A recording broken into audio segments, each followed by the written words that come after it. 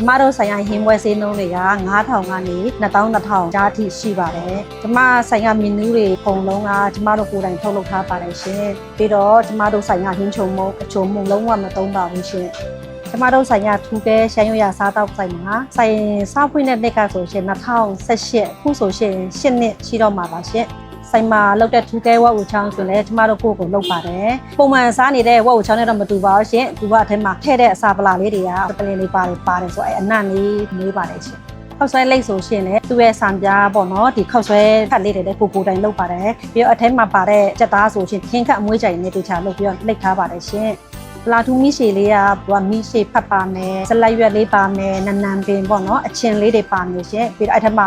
ငါးလေးလည်းပါမယ်ရှင်ပလာထူးငါးလေးကလေရိုးရနေဝယ်တာရှင်ဒီမှာတော့မရှိဘူးပေါ့နော်ပေါင်းပြီးသားဟာလေးနဲ့ကြော်ရောင်းရပါတယ်ရှင်ကျမတို့ဆိုင်ရာလူစားများတဲ့ထဲမှာကောင်းရင်းပဲပုတ်တင်တင်မော်ဒီကုတ်သားပေါ့နော်အဲ့ဒါလေးလည်းစားလို့ကောင်းပါတယ်ရှင်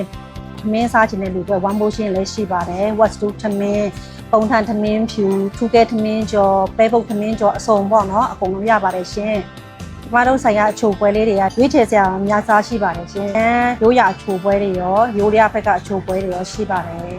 ကျမတို့ဆိုင်ရာမနေ့10နာရီကနေည8နာရီထိဖွင့်ပါတယ်ရှင်ဆိုင်လိပ်စာလေးကတော့64 40တောက်မှရှိပါတယ်ရှင်ကျမတို့ဆိုင်ရာရှမ်းရိုးရာစားတော့ကိုလာရောက်မြည်စားဖို့ဖိတ်ခေါ်ပါတယ်ရှင်